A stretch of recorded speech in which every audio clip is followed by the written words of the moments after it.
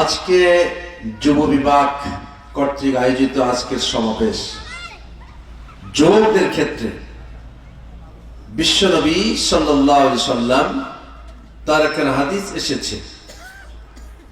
তিনি বলেছেন, ক্বালা লা তাজুলু কদামা ইয়াউমাল কিয়ামা মিন ইনদি রাব্বিহি হাত্তা ইউসআল আন খামসিন। কিয়ামতের ময়দানে আদমের সন্তানরা 5টি বিষয়ে জিজ্ঞাসিত না হওয়া পর্যন্ত এক পদ অগ্রসর হতে পারবে না। সেখানে আমরা কি ব্যতীত? একটু কথা বলেন। তার মানে এই পৃথিবীতে যারা এসেছেন প্রত্যেককেই আল্লাহ তাআলার দরবারে 5টা বিষয়ে প্রশ্ন করা হবে এবং এই 5টা বিষয়ের জবাব দেওয়া ছাড়া এক পা অগ্রসর হতে পারবে না। সেটা কি? প্রথমত রাসূল বলেছেন, আন উমরিহি ফিমা আফরাহু, তার নিজের জীবনকাল, এই জীবনকাল দেওয়া হয়েছিল কোন কাজে তিনি অতিবাহিত করেছেন। একজন মানুষের অন্তত পক্ষে জ্ঞান হওয়া থেকে শুরু করে কবর যাওয়া পর্যন্ত একটা জীবনকাল, এই জীবনকালটা কোন কাজে ব্যয় করেছে, এই প্রসঙ্গে আল্লাহ তাআলা কিয়ামতের ময়দানে জিজ্ঞাসা করবেন। কয়টা হলো? 1। 2 হলো ওয়া ফিমা আবলাহু ওয়া আন শাবাবিহি ফিমা আবলাহু, তাকে একটা যৌবনকাল দেওয়া হয়েছিল, এই যৌবনকালটা কোন কাজে ব্যয় করেছেন। প্রত্যেক মানুষের নিকটে যৌবনকাল হলো একটা অতি উত্তম সময়, নাকি বলেন? আজকের যারা ময় মুরব্বী আছেন তারা উপলব্ধি করছেন যে যৌবনকালটা হেলায় খেলায় কেটে দিয়েছি কিনা। কথা বলেন। তো আজকের যুব সমাজে অনেক ময় মুরব্বীও যুবক হিসেবেই আছেন, বলেন না আলহামদুলিল্লাহ। ভাইয়ের নামটা কি জানেন? আব্দুল মজিদ ভাই। আব্দুল মজিদ ভাই তো নিজের কি যৌবনকাল শুরু হয়েছে, আলহামদুলিল্লাহ। যারা এখানে বয়োবৃদ্ধরা এসেছেন আপনাদের মনটা বড়ই চাঙ্গা যে যুব সমাবেশে আমি একজন যুবকের মতো, আলহামদুলিল্লাহ বলেন। তাহলে দ্বিতীয় কোশ্চেন আল্লাহ তাআলার দরবারে আল্লাহ তাআলা করবেন, হে আল্লাহর বান্দা, তোমাকে যৌবনকাল দেওয়া হয়েছিল, এই যৌবনকালটা তুমি কোন কাজে ব্যয় করেছো। আগে হলো একটা জীবন আর পরে হলো কি প্রশ্ন, যৌবনকাল। যৌবনকালেই মানুষ পড়াশোনা শেষ করে, এরপরে তিনি সংসার জীবনে যান, এরপরে তিনি কামাই অর্জন করেন, অন্যায় পথে হতে পারে, আবার কি বৈধ পথে হতে পারে। এই জন্য যৌবনকালের ইবাদত বন্দেগী অত্যন্ত আল্লাহ তাআলার কাছে গুরুত্বপূর্ণ, ঠিক না ঠিক? কারণ এই সময়ে যুবকরা ভ্রান্ত পথে পরিচালিত হতে পারে, মদ গাঁজা হাতে থাকতে পারে, এরপরে যাত্রার প্যান্ডেলে থাকতে পারে। সেদিকে না গিয়ে যুবক ভাইরা যদি ইসলামাইশ হয়, যুবকেরা যদি দায়িত্ব নেয় একটা সমাজ গঠনে, একটা রাষ্ট্র গঠনে, তাহলে সমাজ যুবক ভাইদের দ্বারা ভুল পথে পরিচালিত হতে পারে না, যদি যুবক ভাইদের নীতি নৈতিকতা উন্নত মানের হয়, ঠিক না ঠিক?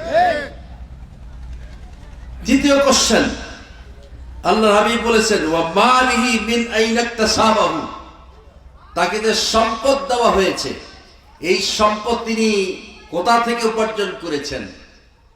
চাঁদাবাজি করে, টেন্ডারবাজি করে, চুরি ডাকাতি করে, অবৈধ পন্থায়, কোন পন্থায় সে মাল উপার্জন করেছে, এটাও আল্লাহ তাআলার দরবারে জিজ্ঞাসিত হতে হবে। কয়টা হলো? 3টা।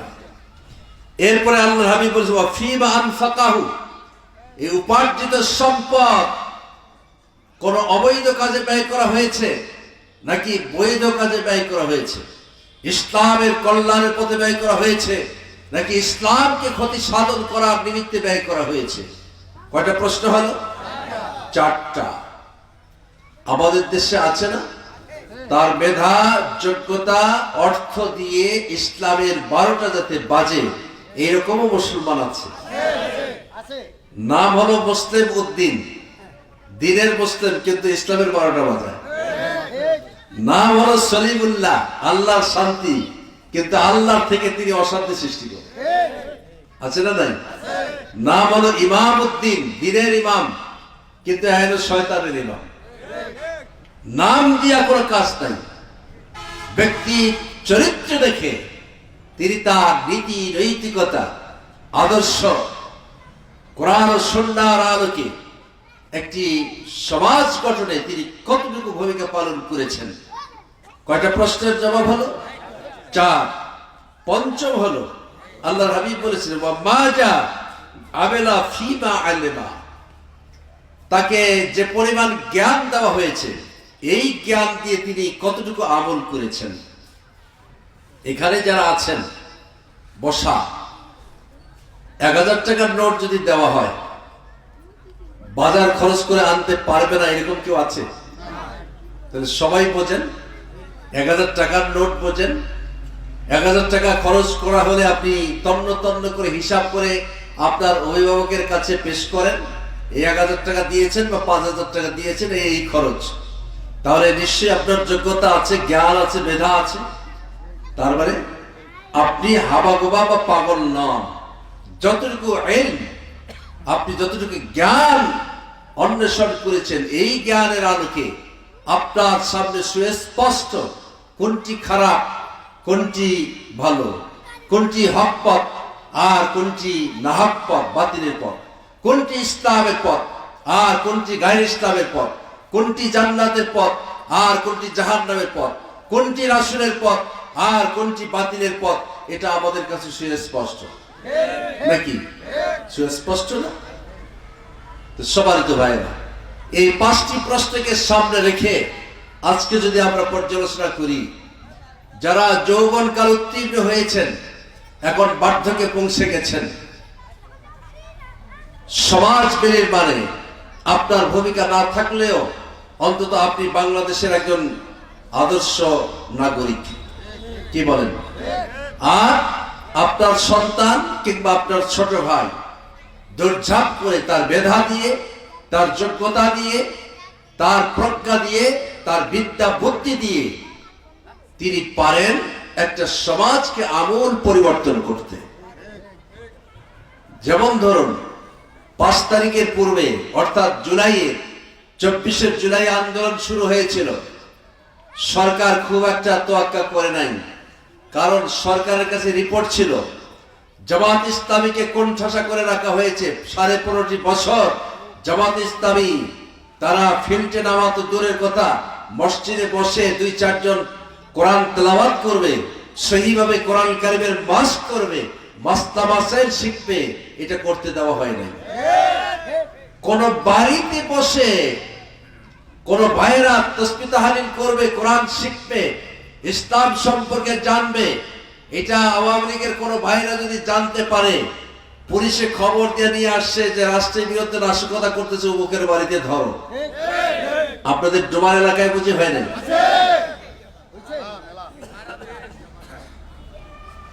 তাহলে এই জন্য সরকার মনে করেছে যে জামাতকে তো একদম নিষিদ্ধ সংগঠনের মতো তারা করে ফেলেছিল। মাঠে নামা তো দূরের কথা, ঘরে থাকলেও পুলিশ ধরে নিয়ে গেছে, ঠিক না? আচ্ছা বলেন, আজকে যে সমাবেশ প্রকাশ্যে করছেন মাইক বাজায়, 5 তারিখের আগে হলে পুলিশ এতক্ষণ চলে আসতো কিনা? এসে বলতো যে প্রধান অতিথি হয়েছে মিয়া, এখন চলো তুমি রাষ্ট্রের অতিথি। কি বলেন? হ্যান্ডকাপ পরায় নিয়ে যেত। বিএনপি আন্দোলন করতে পারে নাই, অন্যান্য দলের লোকেরা আন্দোলন করতে পারে নাই। জামাত যদিও ভোরবেলা কিছু আন্দোলন করেছে, কিন্তু আওয়ামী লীগ মনে করেছিল যে পুলিশ দিয়ে আমি কন্ট্রোল করেছি, কোন দল ফিল্ডে নামতে পারে নাই। আর ছাত্ররা এরা আবার একটা পশমও রাখতে পারবে না। কথা বলেন? কিন্তু 24-এর 16ই জুলাই রংপুরের কৃতি সন্তান রোকেয়া বিশ্ববিদ্যালয়ের অন্যতম মেধাবী স্টুডেন্ট শহীদ আবু সাইদকে যখন গুলি করে হত্যা করা হলো, তার আগে বুক পেতে দিয়েছিল। এই আবু সাঈদ পুলিশের সামনে নিরস্ত্র একজন ব্যক্তি, হাত পেতে যখন দেয় তখন শত্রুপক্ষ তাকে মারতে পারে না। কিন্তু আবু সাঈদ এই বাংলাদেশের কোনো শত্রু নয়। আবু সাঈদ ছিল রোকেয়া বিশ্ববিদ্যালয়ের একজন মেধাবী স্টুডেন্ট এবং বাবা মার কর্মক্ষম একজন ব্যক্তি। বাবা মার আশা আকাঙ্ক্ষা ছিল আমার এই যুবক ছেলেটি রোকেয়া বিশ্ববিদ্যালয় থেকে পাশ করবে, দেশ এবং জাতির কল্যাণে সে নিয়োজিত হবে, আত্মনিয়োগ করবে, দেশকে এগিয়ে নেওয়ার জন্য উল্লেখযোগ্য ভূমিকা পালন করবে। কিন্তু এই আশা বিগত ফ্যাসিস্ট সরকার পূরণ হতে দেয় নাই।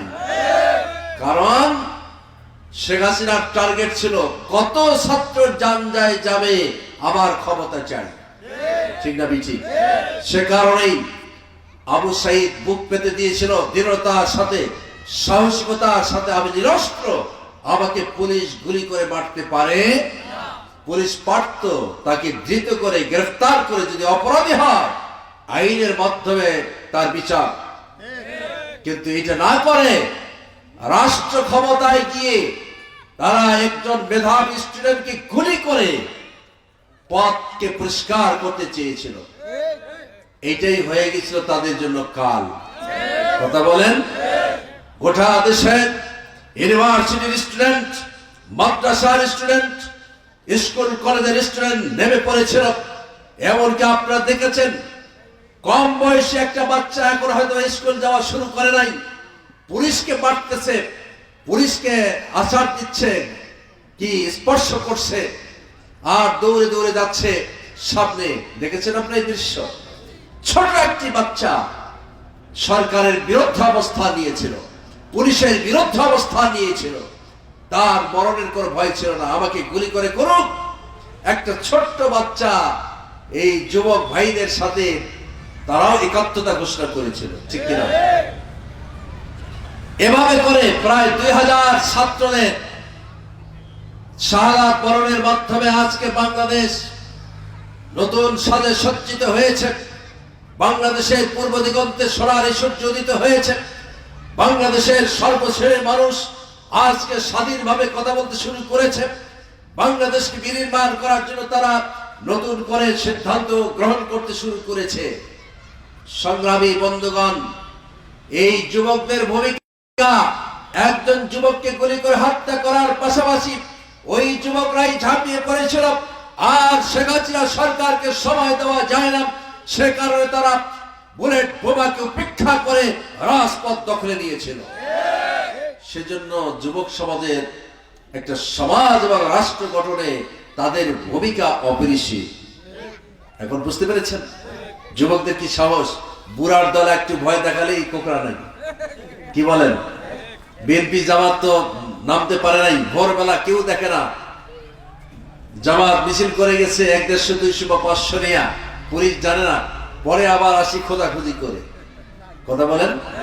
আর ছাত্র জনতা, যুবক ভাইয়েরা আগামী দিনে ঘর সংসার করবে এ চিন্তা নাই, আগামী দিনে পড়াশোনা শেষ করবে, বড় চাকরি নেবে এ চিন্তা নাই, আগামী দিনে আবার বৃদ্ধা বাবা ও মা কেমনে চলবে এ চিন্তা নাই। তার মানে একটা রাষ্ট্র বিনির্মাণ করতে, একটা রাষ্ট্র সংস্কার করতে যুব সমাজের অনেক গুরুত্ব আছে। ঠিক আছে? সে কারণেই শেখ হাসিনার সরকারের যাবতীয় ষড়যন্ত্র যুবকদের কাছে ফেইল করে গেছে। এখন বলুন তো, যুবকদের গুরুত্ব আছে না নাই? যুবকরাই পেরেছে। তা না হলে যুবক ছাত্র ভাইয়ের এই দৃঢ় সাহসিকতা যদি না হতো তাহলে 2041 সাল ঠিকই আওয়ামী লীগ কভার করত। ঠিক না বিছি? আওয়ামী লীগ শেখ হাসিনাও ভাবে নাই, শেখ হাসিনার মন্ত্রী পরিষদও ভাবে নাই, শেখ হাসিনার পার্লামেন্টের যারা সদস্য ছিল তারাও ভাবে নাই, গোয়েন্দা বিভাগ ভাবে নাই, ইন্টেলিজেন্স ব্রাঞ্চ ভাবে নাই, ডিএসপিরা ভাবে নাই, আবার এনএসআই ভাবে নাই এবং ডিজিএফআই ভাবে নাই যে আকস্মিক ভাবে 5 তারিখ শেখ হাসিনার সরকার একদম দুমড়ে মুচড়ে পড়বে। এটা আগে কেউ জানতো না। কার মেহেরবানি? আল্লাহ রাব্বুল আলামিনের মেহেরবানি। কারণ যুগে যুগে এই পৃথিবীতে যারা স্বৈর শাসকের ভূমিকা পালন করেছে আল্লাহ রাব্বুল আলামিন একটা ল্যাংড়া মশা দিয়ে তার উপকার করেছে। এবং নীল নদে মুসা আলাইহিস সালাম এবং তার বাহিনীকে তারা করেছিল ফেরাউন। আল্লাহ রাব্বুল আলামিন ওই দিন তাকে ধৃত করেছেন, গ্রেফতার করেই ক্ষান্ত হয় নাই, বরং পানিতে নাকারি সুপারি খেয়ে দুনিয়ার মানুষের কাছে আল্লাহ তাআলা ফেরাউনের লাশ এখনো পর্যন্ত অক্ষত রেখেছে। ও দুনিয়ার গোটা পৃথিবীর স্বৈর শাসকরা এই ফেরাউনের দিকে তাকাও। যদি তোমরা স্বৈর শাসকের ভূমিকা পালন করো, দেশের মানুষের উপর অত্যাচার করো, রিস্টিম রোলার চালাও, নিপীড়ন করো, নির্যাতন করো, মামলা হামলা পাহাড় করে তোলো, তাহলে ওই ফেরাউনের যে দশা হয়েছে তোমারও সেই একই দশা হবে। হয় নাই? কথা বলেন। হয়েছে। কাকে দায়ী করেন? কেউ দায়ী না, এ দায়ী আপনি শেখ হাসিনা নিজে। আপনার পার্লামেন্ট দায়ী, আপনার মন্ত্রী পরিষদ দায়ী, আপনার হাতে গড়া গোয়েন্দা বিভাগ দায়ী। সত্যিকার অর্থে বাংলাদেশের সকল নাগরিকের মতামত যদি দিতেন, তাহলে আপনার এই করুণ পরিণতি আজকে হয় না। বরং বেশি কথা বলার সুযোগ নাই। বলেন 2014 সালে আপনার ভোট দিতে গিয়েছেন? তাহলে একটা পার্লামেন্টারি ইলেকশন, সেখানে দেখা গেছে যে কুকুর বিড়াল ছাড়া আর কেউ ছিল না। মানে হয় কেমনে 154টা আসনে বিনা প্রতিদ্বন্দ্বিতায় বিজয়ী ঘোষণা করে সরকারি গঠনে তারা সক্ষম। কথা বলেন। আর বাকিরা যেন ভাবে হলো নাই 14 সালে নির্বাচন হলো, 18 সালে নির্বাচন যখন হলো, পরের দিন বুড়ার বেটা যায় দেখে যে ভোট দিয়ে আসছেন কেন, কষ্ট করে ভোট তো হয়ে গেছে। কথা বলেন। তার মানে দিনের পর রাত্রে হয়ে গেছে। এই জন্য 18 সালের সরকারকে বলা হয় নিশিরাতের সরকার। ঠিক না মিছি? এরপরে 24 সালে এসে গোটা দুনিয়ার পক্ষ থেকে আওয়ামী লীগ সরকারকে এই ওয়ার্নিং দিয়েছে, আগামী নির্বাচন সুষ্ঠু নিরপেক্ষ নির্বাচনের ব্যবস্থা করতে হবে। এই চাপ আন্তর্জাতিক দুনিয়া থেকে দেওয়া হয়েছিল শেখ হাসিনা এবং শেখ হাসিনার সরকারকে। কিন্তু শেখ হাসিনার সরকারের বিগত পার্লামেন্টের যিনি মন্ত্রী পরিষদের দায়িত্ব পালন করেছেন, এ কে মোমেন শাহ পররাষ্ট্রমন্ত্রী, তিনি ভারত থেকে এসে বললেন ভারত আর বাংলাদেশের সম্পর্ক স্বামী স্ত্রীর সম্পর্ক। শুনেছিলেন আপনারা? আর বলেন না, শুনছেন কিনা? এটা আমার কথা তো না, এ কে মোমেন বলেছেন বাংলাদেশের আর ভারতের সম্পর্ক কি? স্বামী স্ত্রীর সম্পর্ক। তার মানে ভারত যদি ঠিক থাকে, আমাদেরকে হটাবার মতো শক্তি আর কাউরও নেই। আমরা বলতে চাই, স্বৈর শাসকের ভূমিকায় গিয়েছিলেন। 2024 সালের নির্বাচনকে যদি আপনি ফ্রি ফায়ার করতেন, জনগণের কথা শুনতেন, বাংলাদেশের সকল দলের কথা শুনতেন, সুশীল সমাজের বক্তব্য নিতেন, এবং আন্তর্জাতিক দুনিয়ার থেকে যে পরামর্শ এসেছে, আপনি যদি তাদের পরামর্শ নিতেন, ফ্রি ফায়ার ইলেকশন করলেও অন্তত পক্ষে আওয়ামী লীগ বিরোধী দলে যেত। আর বিরোধী দলে গেলে আপনাকে দেশ ছাড়তে হতো না। ঠিক না বিছি? কিন্তু আপনার কপাল পোড়া, একতরফা ভারতের পরামর্শে বাংলাদেশের 18 কোটি জনতার ভোটারকে মতকে অগ্রাহ্য করে পার্শ্ববর্তী রাষ্ট্রের ছত্র ছায়ায় অন্যায় ভাবে আপনি দেশের ক্ষমতায় মসনদে টিকে থাকতে চেয়েছিলেন। এই জন্য যুব সমাজ 2000 ছাত্র সমাজ তারা জান দিয়ে বাংলাদেশের প্রকৃত স্বাধীনতা ফিরাই এনেছে। এই কৃতজ্ঞতা ছাত্র সমাজের। ঠিক আছে, আমরা সে তুলনায় কিছু করতে পারি নাই। ঠিক না? এখন আবার অনেকে মরণ সাচ্ছে যে আমরাই তো আন্দোলন করলাম, আমরাই তো সব করলাম। আরে 15.5 বছরের টিকি দেখা যায় নাই, এখন মরণ সাচ্ছেন আপনি সব করলেন। এটি কাজ হলো, এটি কৃতজ্ঞতা জানাতে হবে ছাত্র সমাজের প্রতি, নিঃসন্দেহে। ঠিক না ঠিক?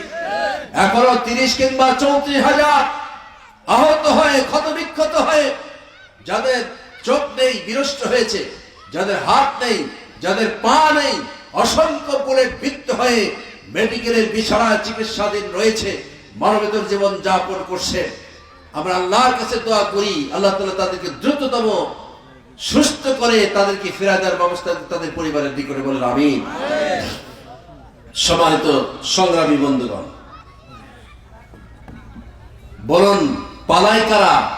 আপনি অভিভাবক, আপনার সন্তান আপনার ঘরের সিন্দুকের চাবি চুরি করে, সিন্দুক চুরি করে টাকা বের করে নিয়ে গেছে। বাবার শাস্তি আসতে পারে, এই ভয়ে পালাবে না? কথা বলেন না কেন? আপনার সন্তান আপনার বাড়ির গোয়াল থেকে গরু চুরি করে নিয়ে যে অন্যত্র বিক্রি করেছে, এই অপরাধে আপনার সন্তান আপনার সামনে আসতে পারবে? বরং আপনি বলবেন ওই সন্তানের আমার দরকার নাই। যে সন্তান বাবার গোলাঘর চুরি করে, যে সন্তান আমার গোয়াল চুরি করে গরু নিয়ে যে অন্যত্র বিক্রি করে, ওই সন্তান আমার দরকার নেই। ঠিক না ঠিক? বরং সে বাড়িতে আসতে চাইলে আপনি তার বিরুদ্ধে রুখে দাঁড়াবেন। ঠিক না ঠিক? সংগ্রামী বন্ধুগণ, তেমনি বাংলাদেশের অবস্থা হয়েছে। বাংলাদেশের অর্থনীতি মেরুদণ্ড তারা ভেঙে দিয়েছে। হাজার হাজার কোটি টাকা বাংলাদেশ থেকে তারা পাচার করেছে বিদেশে। আমেরিকার কানাডায় বেগমপাড়া বানিয়েছে, সাজসজ্জা করেছে। হাজার হাজার কোটি টাকা লোপাট করার কারণে আজকে বাংলাদেশে এই দ্রব্যমূল্যের দাম বেড়েছে। আগে যে আপনি ঔষধের পাতা কিনতেন 10 টাকা, সেই ঔষধের পাতা এখন 70 কিংবা 80 টাকা। আগে গ্যাসের ট্যাবলেট আপনি কিনতেন পাতা কয় টাকা? 15 টাকা বা 20 টাকা। এখন সেই পাতা কিনতে হয় 50 কিংবা 60 টাকা। কথা বলেন। বিগত সেশনে আলুর কেজি কিনলেন আপনার 70 টাকা। কত টাকা? যে দেশের আলু উৎপন্ন হয় সে দেশে আলু কিনলেন 70 টাকা। পেঁয়াজ এখনো কিনতেছেন আপনারা কাঁচা পেঁয়াজ 50 বা 60 টাকা। এই পেঁয়াজ 250-300 টাকা কেজি উঠেছিল। যে দেশে মরিচ উৎপন্ন হয় সে দেশের মরিচ আপনাকে 300-400 টাকা কেজি খাইতে হয়। ঠিক না ঠিক? কেন? কেন? এই জন্য কৃষক ভাইদের কৃষি কাজের ক্ষেত্রে তারা কি সমস্যা সৃষ্টি করেছে। আপনি যে সার কিনতেন 400-500 টাকা মন, সেই সার কীটনাশক কিনতে হচ্ছে 1500 কিংবা 2000 টাকা বস্তা। ঠিক বলছি কিনা? তাও আবার যথারীতি না। এখনো পর্যন্ত আওয়ামী লীগের কিছু প্রেতাত্মা আছে রে, প্রেতাত্মারা তারা যাতে করে বাজারে সার প্রয়োগ করতে না পারে, যথারীতি কৃষক ভাইরা নিতে না পারে, সমস্যা সৃষ্টি হয়, এই ষড়যন্ত্রে এখনো তারা লিপ্ত। তারা এখনো দুঃস্বপ্নে বিভোর যা আবারও ভারত থেকে, ভারতের সহযোগিতায় শেখ হাসিনা দেশে আসবে, আবারও পার্লামেন্টের প্রধানমন্ত্রী দায়িত্ব পালন করবে। আমরা বলবো সেদিন ভুলে যান। আন্তর্জাতিক ইতিহাসে যারা স্বৈরাচার, এই স্বৈরাচার আর কোনদিন ফিরতে পারে না। ঠিক না ঠিক? স্বৈরাচারেরা আর এসে ক্ষমতার মস্তদে প্রতিষ্ঠিত হতে পারে নাই। এটা আন্তর্জাতিক দুনিয়ার ইতিহাস। সংগ্রামী বন্ধুগণ, আমরা বলতে চাই আজকে যদি আপনি ফিরতে চান, আপনি অপরাধী হিসেবেই ফিরবেন। ঠিক না ঠিক? আপনি যে ট্রাইব্যুনাল গঠন করে গেছেন, বাংলাদেশ জামাত ইসলামী যে 5 জন শীর্ষ নেতাকে ফাঁসির দড়িতে ঝুলিতে হত্যা করেছেন, আর 6 জন লিডারকে আমৃত্যু কারাদণ্ডে দণ্ডিত করেছেন, ইতিমধ্যেই 6 জন সহ মোট 11 জন জাতীয় নেতাকে আমরা হারিয়েছি। তার মানে ষড়যন্ত্র করেছেন যাতে করে জামাতের নেতৃত্ব দানে আর কোন সুযোগ নেতৃত্ব তৈরি হতে না পারে, এই ষড়যন্ত্র করেছেন। আর এদিকে বাংলাদেশের দেশপ্রেমিক সেনাবাহিনীকে ওই পিলখানা হত্যাকাণ্ডের মাধ্যমে 57 জন সেনা চৌকস কর্মকর্তাকে হত্যা করার মাধ্যমে আপনার পথকে খোলাসা করতে চেয়েছেন। ঠিক না ঠিক? কিন্তু এগুলো দুঃস্বপ্ন থেকে গেছে, আপনার আর স্বপ্ন পূরণ হবে না। সংগ্রামী বন্ধুগণ, শেষের দিকে আরেকটু আবেদন জানাতে চাই। সূর্য কার সৃষ্টি? চন্দ্র, নক্ষত্র, মেঘমালা। সূর্য যখন উদিত হয় আকাশে, তখন কি বেছে বেছে শুধু নামাজীদেরকে রোদ দেয়? শুধু মুসলমানদেরকে? তার মানে সকলকে দেয়। ঠিক কিনা? মেঘমালা থেকে যখন বৃষ্টি বর্ষণ করে, তখন কি বেছে বেছে নামাজীদের জমিনে পানি হয়? তার মানে সর্বত্র পানি হয়। আল্লাহর বিরুদ্ধে যারা কথা বলে, তাও আল্লাহ তাআলা এত উদার, তার জমিনে পানি দিয়ে তার জমিনকে সিক্ত করে ভালো ফলাফলের জন্য উপযোগী করে তোলেন। বলেন না সুবহানাল্লাহ? তো মহান আল্লাহ তাআলা এত উদার, তিনি তো বাছাই করে বৃষ্টি দেন না, বাছাই করে রোদ দেন না, সকলকে সমানভাবে দেন। সেই মহান আল্লাহ তাআলার পক্ষ থেকে কোরআন নাজিল হয়েছে। কি নাজিল হয়েছে? কোরআন নাজিল হয়েছে। আজকে আমাদের সমাজ ব্যবস্থা এবং রাষ্ট্র ব্যবস্থা যদি কোরআন ও সুন্নাহর আলোকে প্রতিষ্ঠিত হয়, সূর্য চন্দ্র নক্ষত্র যেমন গোটা দুনিয়ার মানুষকে সেবা দেয়, মেঘমালা থেকে বৃষ্টি বর্ষণ হলে সকল মানুষকে সর্বত্র পানি বর্ষণের মাধ্যমে জমিকে উপযোগী করে তোলে, আজকে কোরআন কারীমের শাসন ব্যবস্থা যদি কায়েম হয়, সর্ব শ্রেণীর মানুষ কোরআন সুন্নাহর শাসন ব্যবস্থার কারণে তারা উপকৃত হবে, সমগ্র দুনিয়ার মানুষ। তা আমাদের সমাজে এবং রাষ্ট্রে কোরআন কারীমের আইন চালু হোক, এটাকে আপনারা চান? কারণ এই জন্য চাই, হযরত উমর রাদিয়াল্লাহু আনহু বলেছিলেন, এই ফোরাত নদীর তীরে একটা কুকুরও যদি না খেয়ে মারা যায়, সে জবাব আল্লাহর দরবারে এই উমরকে দিতে হবে। ঠিক না ঠিক? ইসলামকে ক্ষমতায় নিয়ে যেতে না পারলে এই জবাবদিহি থাকবে না। কারণ আরো যদি কোনো চাঁদাবাজ, আরো যদি কোনো সন্ত্রাসী, আরো কোনো দখলদারিত্ব কিংবা টেন্ডার বাজদা যদি ক্ষমতার বস্তাতে যায়, তাহলে যেমন লাউ তেমন কদু। কথা বলেন ঠিক কিনা? সংগ্রামী বন্ধুগণ, এর উত্তরণ ঘটাতে হলে আপনাদেরকে এগিয়ে আসতে হবে। নট অনলি মুসলিম উম্মাহ, কি মুসলিম, কি হিন্দু, কি বৌদ্ধ, কি খ্রিস্টান, সকলে মিলে বাংলাদেশকে বিনির্মাণ করি, জাতীয় ঐক্য গড়ে তুলি। কারণ জাতীয় ঐক্যের মাধ্যমে হিন্দু সম্প্রদায়ের ভাইদেরকে এগিয়ে আসতে হবে। আপনাদেরকে এতদিন তারা ব্যবহার করেছে, কিন্তু এখনো পর্যন্ত আপনাদের অধিকার তারা আদায় করতে ব্যর্থ হয়েছে। ঠিক না ঠিক? 2012 সালের 9 ডিসেম্বর বিশ্বজিৎকে হত্যা করা হয়েছিল। এই বিশ্বজিৎ ছিল সাধারণ একজন টেইলার, আর আত্মচিৎকার করেছিল, আমাকে মেরো না, আমার বৃদ্ধ বাবা মা আমার বাড়িতে রয়েছে, আমাকে তোমরা যদি মেরে ফেলো তাহলে আমার বৃদ্ধ বাবা মার কি পরিণাম হবে। কিন্তু সেদিন তারা লক্ষ্য করে নাই, বিশ্বজিৎকে হত্যা করে আন্তর্জাতিক দুনিয়ায় দেখাতে চেয়েছে এই হত্যাকাণ্ড চালিয়েছে জামাত এবং শিবিরের লোকেরা। তারপরে এই ষড়যন্ত্র করে জামাতের রাজনীতি, শিবিরের রাজনীতি বিশ্বজিৎ হত্যাকাণ্ডের মাধ্যমে নিষিদ্ধ করতে চেয়েছিল। কথা বোঝেন? 2012 সালের 9 ডিসেম্বর। কিন্তু মিডিয়ার সুবাদে বিশ্বজিতের হত্যাকাণ্ড থেমে থাকে নাই। পরে যখন ভিডিও ফুটেজ বের করা হলো, যে তালিকা পাওয়া গেল, সেই তালিকা দেখা গেল জগন্নাথ বিশ্ববিদ্যালয়ের ছাত্রলীগের সক্রিয় সদস্য। তার মানে হিন্দু সম্প্রদায়ের ভাইয়েরা শুধু একাই বিশ্বজিৎ না, কত বিশ্বজিৎকে তারা মেরেছে, এর ইতিহাস আমাদের অজানা আছে। ঠিক না ঠিক? সুতরাং হিন্দু সম্প্রদায়ের জমি জায়গা তাদের কাছে নিরাপদ নয়, হিন্দু সম্প্রদায়ের ব্যবসা তাদের কাছে নিরাপদ নয়, কোনটাই তাদের কাছে নিরাপদ নয়। এবং দেখেন জাহাঙ্গীরনগর বিশ্ববিদ্যালয়ে আরেকজন ছাত্রলীগের সক্রিয় সদস্য মানিক নামে একজন নয়, 50 জন নয়, 100 জন ছাত্রীকে ধর্ষণ করে মিষ্টি বিতরণ করে সেঞ্চুরি পালন করেছিল। বিগত সরকার তার বিরুদ্ধে অ্যাকশন তো নেয় নাই, শাস্তির আওতায় তো আনে নাই, বরং রাষ্ট্রীয় অতিথি হিসাবে তাকে বিদেশে বাইরে যেতে কি সহযোগিতা করেছে।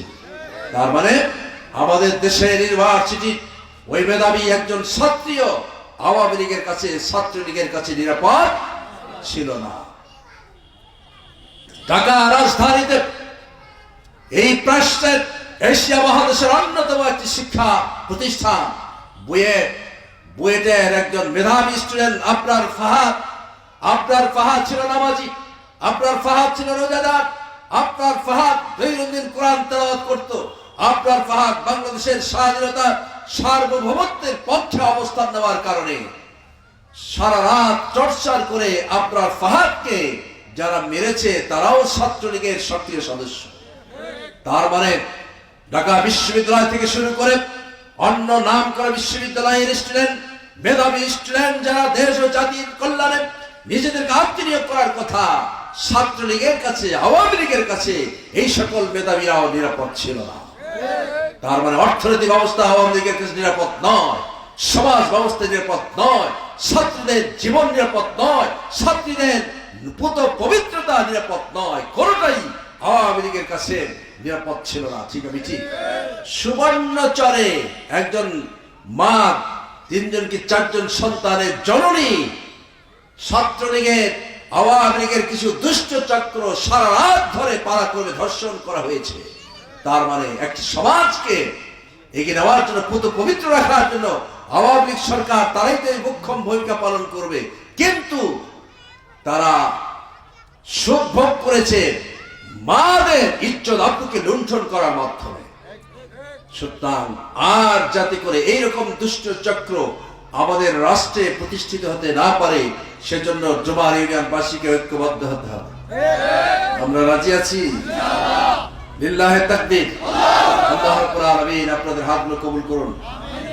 আমাদের যুব সমাজ, আমি আহ্বান জানাতে চাই, যুবক ভাইয়েরা, আপনারাই পারেন একটা সমাজ এবং রাষ্ট্র পরিবর্তন করে একটি কল্যাণকারী ইসলামী রাষ্ট্র ব্যবস্থা যদি কায়েম হয়, কোরআন ও সুন্নাহ যতক্ষণ পর্যন্ত রাষ্ট্রীয়ভাবে কায়েম হবে না ততক্ষণ পর্যন্ত গণতন্ত্র সুসংহত হবে না। আর গণতন্ত্রকে যদি সুসংহত করতে হয় তাহলে কোরআন ও সুন্নাহর আইন দিয়েই সুসংহত করতে হবে।